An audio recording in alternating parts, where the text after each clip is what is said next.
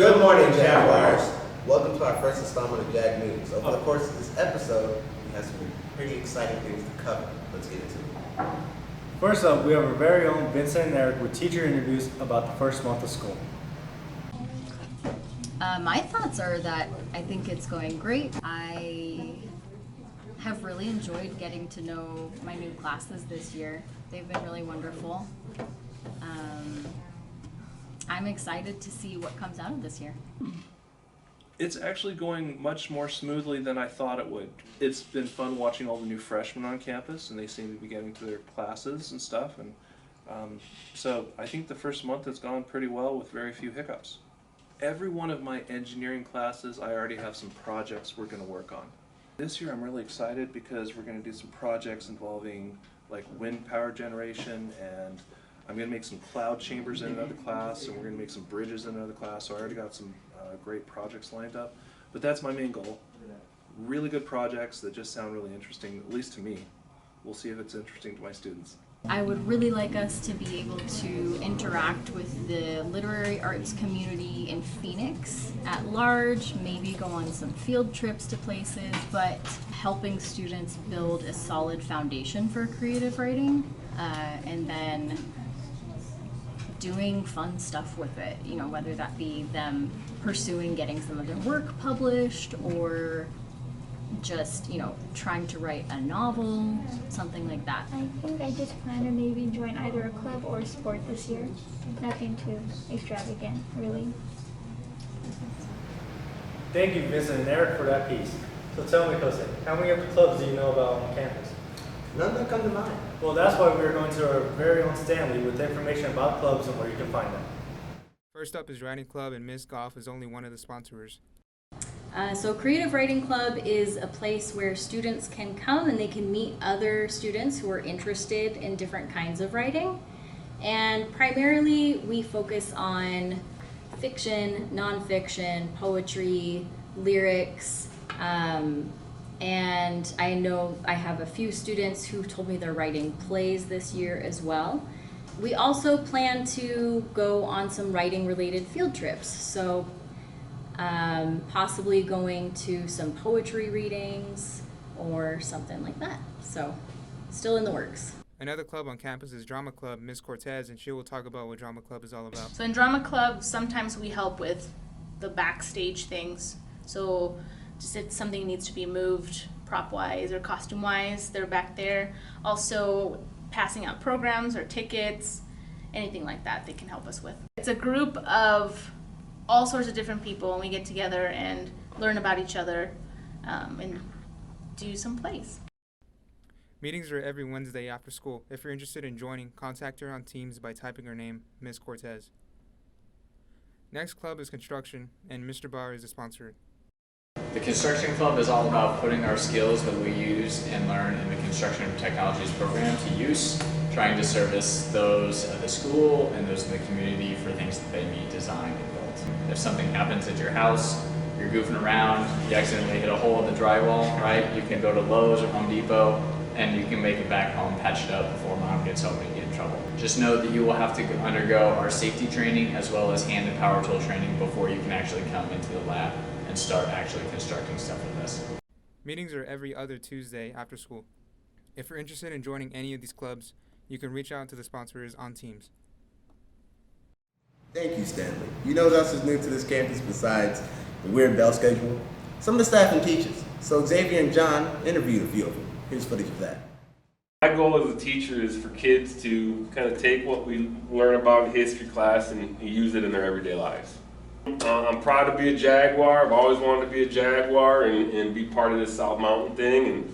And you know, I'll be honest, if you're going to ask me what my goal is as a coach, it's to get a gold ball down here and to get another banner up in that gym. So that's why I'm here, and you know, hopefully we'll work hard and do the things necessary to get there. Helping them get to the point of graduation, letting them know that I'm here to help and assist while keeping the campus safe and secure, and doing my best to build these relationships to get students to graduation in May.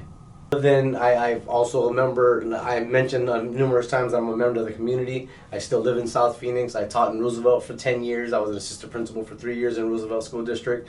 So knowing members of the community, being part of their family, knowing parts of their family is a huge sense of pride for me. So being part of the Jaguar family is extremely important to me, and so I'm excited to be here and excited to give back to the community.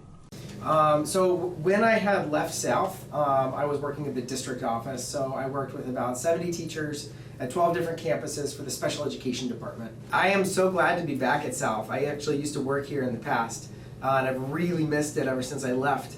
So I'm excited to be back with the kids and with the staff. I'm so happy I'm working at South. So when I applied, they don't let you pick a school, and I was like, fingers crossed, hoping I could come back to South since I had worked here before. I've worked in this neighborhood for a long time. I live in this neighborhood. I really love the kids and families. Even like when I shop at the grocery store, I see kids that I know and see their families, and it's really nice to be that connected. Thank you, Xavier, for your help with that informational piece. Now it's time for a break with activities with Derek and Kosek.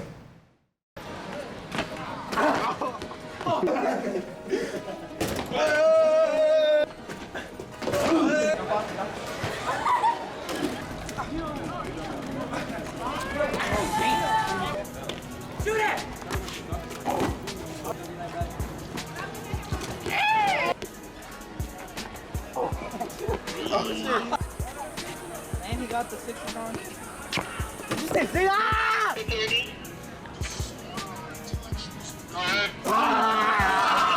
Alright, we're back, but not for long. We're going to Taiwan with a new segment that we like to call A Fair Word with Mr. Fair. Hello, my name is Tyshawn, and I'm here having a fair word with Mr. Fair. And the first question I will be asking, how do you feel about the ID arrangements getting stronger this year? You can't go anywhere without an ID, basically. I love it, but first of all, I love the name of the show.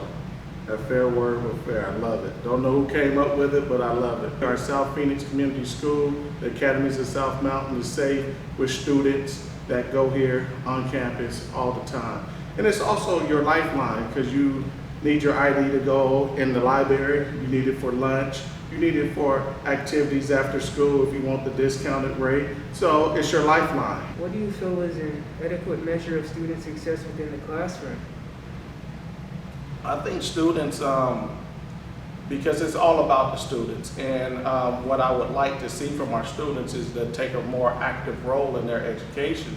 So when the teacher is up in front of the class and gives clear, precise directions, students need to go and collaborate and come back with questions for the teacher to enhance their learning in the classroom. I want to add our student expectations, which is come to school on time, wear ID at all time, be interested in joining a club or sport, get involved, because we want your grades to flourish. So when you come May of whatever year you graduate, we want to know that you're in a position to make your own destiny, and you have the resources and you've done the work ahead of time to do so. Thank you for your time, Mr. Fair, and thank you to Taiwan for getting that exclusive for us. It's time for Jag Sports. Over to you, Danny and Xavier.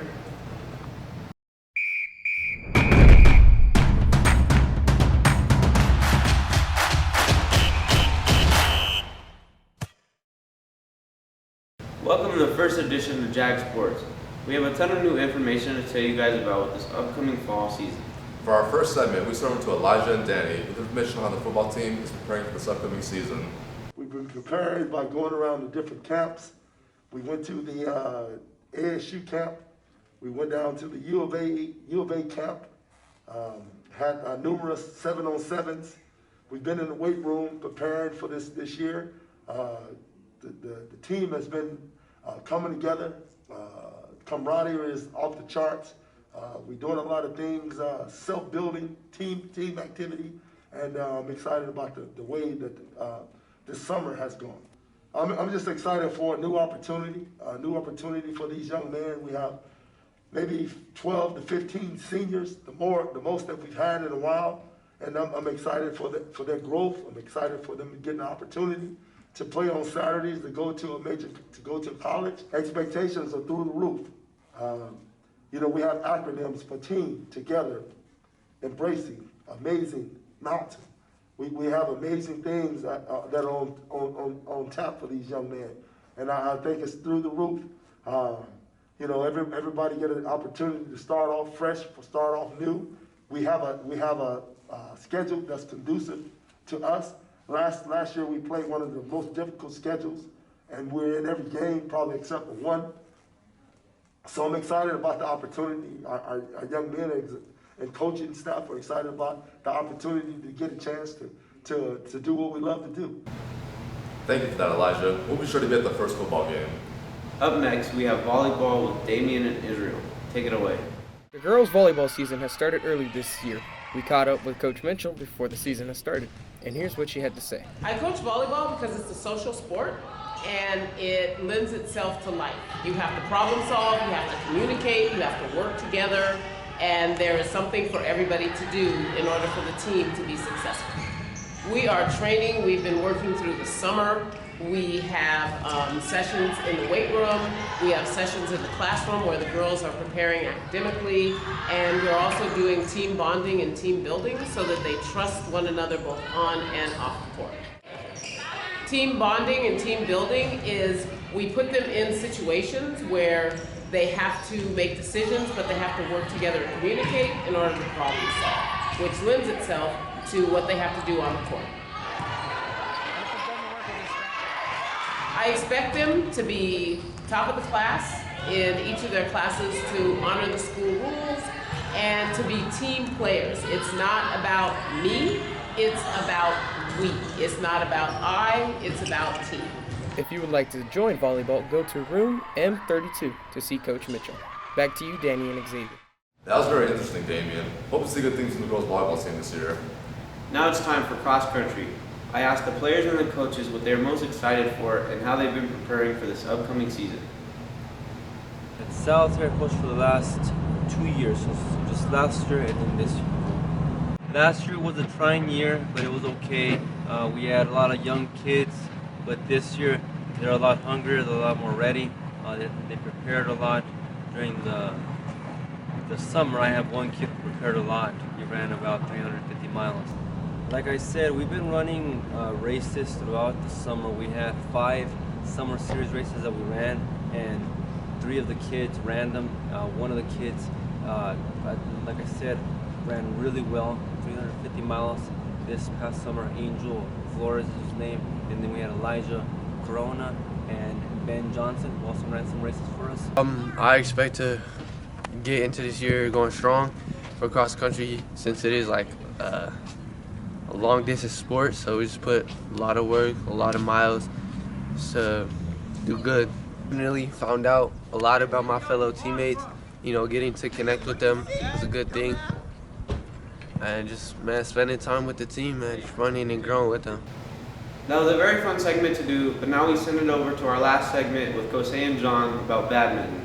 John and I caught up with Coach Espericueta and asked about the badminton team. Coach Espericueta is in her 2nd year as a coach. She tells us her favorite memory as a coach so far. I'm going to go with a memory from last year, and that was seeing our record change from previous years with our badminton team and ending the season in a really good place that made the girls excited about coming back for a 2nd year. Coach Espericueta shares her experience and how she uses what she learned for coaching. So when I played badminton, it was super competitive. It was still fun, but I think my favorite memories of badminton in high school were the fun parts of it, not the competitive parts of it. And that's what I try to bring in when we're playing and I'm coaching, is just making it more about the fun part. And the competitiveness comes along with it, but it's not the main focus. As of this episode, the team has already played in a scrimmage and 3 official games. Be sure to go check out the badminton team and show your support. Back over to you, Danny and Xavier. Thanks, guys. I'm about to check out the badminton team this year. That's all we have for you guys today with sports. Back to you, Jose and John. Thank you, Danny and Xavier, for the information on fall sports. One last thing before this episode ends. We have a tour of the school filmed by us, Stephanie. This is Kosei. This is John. Signing off. Peace.